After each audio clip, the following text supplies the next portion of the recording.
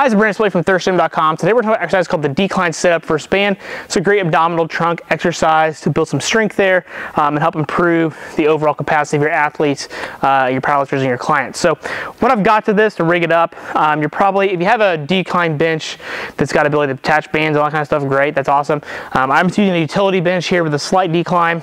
I've got my band rigged up to a heavy dumbbell here and just have it tied through. I think that's usually probably the easiest way you're going to be able to do this. I would just make sure you grab a heavy enough dumbbell.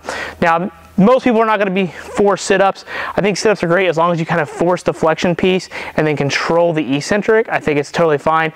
Obviously, if your athlete has some kind of low back issues, especially in really heavy flexion-based stuff, definitely make sure you err on the side with caution, and you may even have to avoid it entirely. But generally, overall, if you're pretty healthy, you're probably going to be okay. This is a great way to strengthen that abdominal piece and help reverse some of that stuff on the backside, especially if you're really cranked through extension.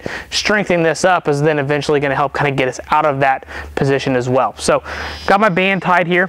What we're going to do is we're going to get in our decline position here. So, put our feet in. We're then going to take the band, pull it up by our face. So this is just going to hold my hands here.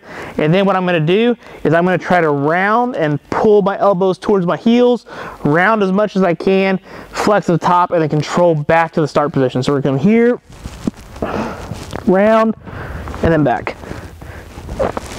Round, back. Round, back.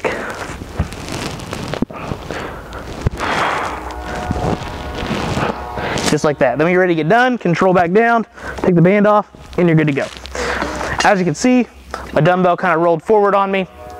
Definitely didn't have it close enough to the bench as I thought I did, but you kind of get the idea of why that's kind of important. You got a relatively heavy one. The hex ones work better because they're usually a little bit more cemented than the ones that you roll, but you can also just have a partner hold the band as well. When it comes to programming on like this, I personally think anywhere between 10 to 15 reps is probably a good place to be. You don't want them super high rep, but you also don't want them really stupid heavy either, to where you're only going to get 4 or 5. That seems to be a good area to mix in. And the nice thing is you can easily adjust the strength of the band. You can move the band further away. You can maybe even add a little bit of weight to you. You can increase the it's gonna sound weird, increase the decline, so make it steeper. That's also gonna make the exercise harder to kind of fit your needs on the difficulty platform. So if you got any questions, please feel free to leave them in the comment section. Thanks, have a great day.